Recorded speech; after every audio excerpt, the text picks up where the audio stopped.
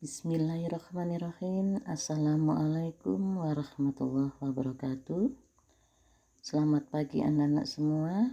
Gimana kabarnya pagi hari ini? Insya Allah sehat semua ya nak. Mudah-mudahan kita semua dalam lindungan Allah Subhanahu wa Ta'ala. Baiklah, setelah kita libur panjang, mudah-mudahan hari ini kita mulai belajar. Dan dengan adanya kalian belajar di rumah tidak menjadi penghalang untuk tetap semangat kalian belajar secara daring. Baiklah anak-anak sekalian, nanti sebelum ibu berikan materi, kalian absen dulu. Sesudah absen, nanti langsung masuk ke materi. Hari ini pendidikan agama Islam, yaitu iman kepada kitab Allah.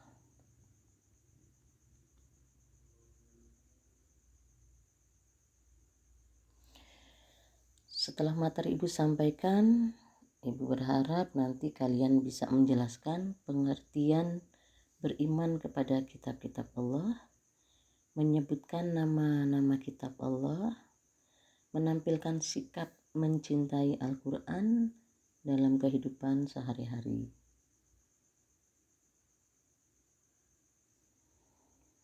Baiklah, untuk materi iman kepada kitab-kitab Allah. Iman kepada kitab-kitab Allah termasuk rukun iman ketiga. Iman kepada kitab-kitab Allah Subhanahu wa Ta'ala artinya mempercayai dan meyakini dengan sepenuh hati bahwa Allah Subhanahu wa Ta'ala telah menurunkan kitab-kitabnya kepada para rasul sebagai pedoman hidup bagi umat manusia. Kitab-kitab itu mengandung perintah, larangan, janji, dan ancaman Allah. Nah, jadi dengan kalian mengerti tentang pengertian iman kepada Allah, kita akan tahu apa yang diperintah Allah, apa yang dilarang Allah, apa janji-janji Allah kepada kita, dan apa ancaman Allah seandainya kita melarang perintahnya. Dalam firman Allah surat Al-Baqarah ayat 3 yang berbunyi, wallazina yu'minuna bima unzila ilaika wa ma unzila min qablik wa bil akhirati hum yuqinun, yang artinya, dan mereka yang beriman kepada kitab Al-Quran yang telah diturunkan kepadamu dan kitab-kitab yang diturunkan sebelummu, serta mereka yakin adanya kehidupan akhirat. Quran surat Al-Baqarah ayat 3.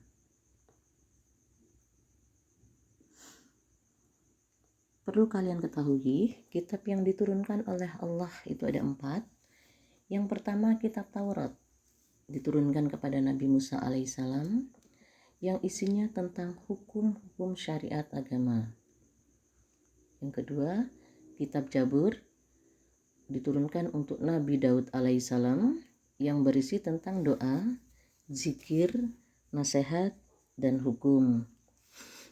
Kitab ini tidak berisi syariat, sebab umat Nabi Daud diperintahkan untuk mengikuti syariat Nabi Musa alaihissalam.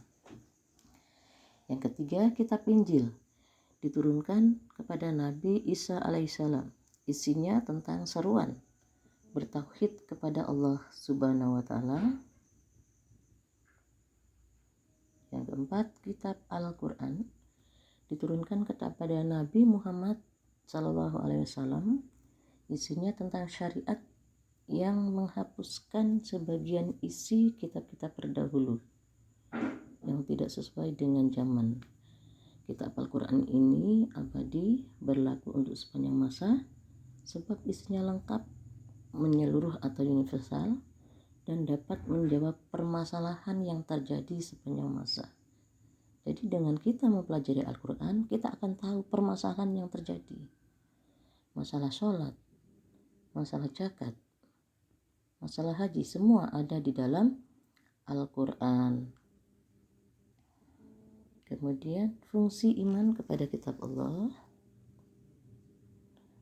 dapat menguatkan kaidah keimanan dan menyempurnakan sikap dan amal perbuatan, karena keyakinan terhadap kitab-kitab suci itu dapat mendorong kemauan untuk menjalankan akan segala apa yang terkandung di dalamnya. Pedoman yang sungguh dapat menambahkan makrifat yang kemudian secara mudah dapat merangsang seseorang untuk tetap beramal soleh pada ajaran kitab sucinya. Baiklah, untuk materi hari ini cukup sekian.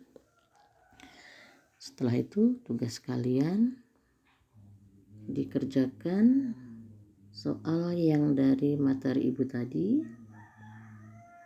Yang pertama, sebutkan pengertian iman kepada Allah.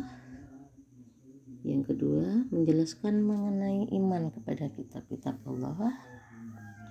Yang ketiga, menyebutkan nama-nama kitab Allah beserta para rasul yang menerimanya. Yang keempat, menyebutkan isi pokok kitab-kitab Allah.